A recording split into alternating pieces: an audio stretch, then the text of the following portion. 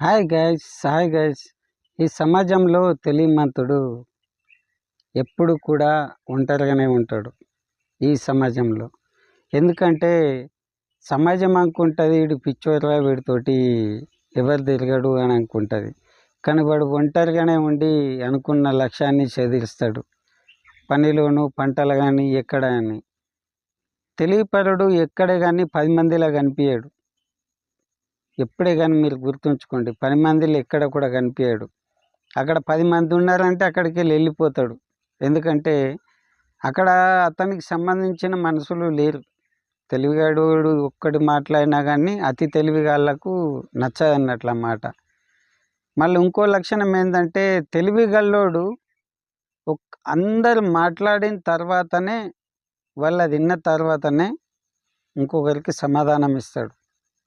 కాబట్టి ఆ ఒక్క సమాధానంతో, తెలివిగలవాడి ఒక్క సమాధానంతో అందరూ నోర్లు మూయబడతాయి, వాళ్ళకు మైండ్ అనేది తెరవబడతాయి అన్నట్లు. మీరు ఏదైనా చూడండి, తెలివిపరుడు ఎప్పుడు కూడా ఒకరిని పట్టించుకోడు, ఒకరితో తిరగడు, వాడి పని వాడే వేసుకొని పోతాడు. మీరు నేనే కానీ ఎవరే కానీ చుట్టుపక్కల కానీ మీరు గమనించే ఉంటారు. తెలివిపరుడు ఏది చేసినా కానీ మన ఊర్లో డప్పు కొట్టినట్లు కానీ ఏది చేయడు. సైలెన్స్గా అతని పని అతను చేసుకుంటూనే పోతాడు. ఒకసారి ఫెయిల్ అయినా కానీ ఇంకోసారి సక్సెస్ అనేది ఉంటుంది ఖచ్చితంగా అనేసి ట్రై చేస్తాడు. అతి తెలివిపరుడు ఏంటంటే పబ్లిక్ ముందే డప్పు కొట్టి డోలు వాయిస్తాడు. ఏమైరా అంటే కాలేదురా అంటాడు. అట్లా అన్నట్లు తెలివిపరుడు ఎప్పుడే కానీ, ఆఫీసరే కానీ ఎవరే కానీ తెలివిపరులకు ఒకటే దగ్గర కొన్ని సంవత్సరాల దాకా స్థానం అంటూ డ్యూటీలో ఉండదు. వాళ్ళకు ఎప్పుడు ట్రాన్స్ఫర్లే ఉంటాయి వాళ్ళకు. కాబట్టి తెలివిపరులని, జ్ఞానవంతుల్ని ఎవడు అతి తెలివిపరుడు నచ్చడు. వాళ్ళు పనులు నచ్చాయి, వాళ్ళు చేసే వృత్తి నచ్చది, వాళ్ళు చేసే డ్యూటీ నచ్చది.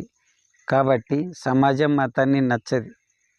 ఎందుకంటే సమాజంలో అతి తెలివి ఎక్కువైపోయింది. కాబట్టి తెలివిగల్లోళ్ళ మాటలు కానీ, తెలివిగల్లోళ్ళు చెప్పిన పనులే కానీ, చెప్పిన ఏవైనా విధానం కానీ ఇట్లా బతకాలి అట్లా చేయాలంటే ఎవరు నచ్చరు. కాబట్టి ఈ సమాజం ఇంతే. కాబట్టి ఒక్కొక్కసారి కూడా మనం కూడా డైవర్ట్ కావాలి తెలివిపరుల గురించి. వీడు ఏం చేస్తుండు, ఏం కథ, ఆయనని ఫాలో అయినట్లయితే మనకు అన్నీ తెలుస్తాయి. కాబట్టి మీరు కూడా ఒకసారి ఫాలో అయ్యి చూడండి. సరేనా? ఉంటా మరి. ఓకే, బాయ్ మరి. ఓకే.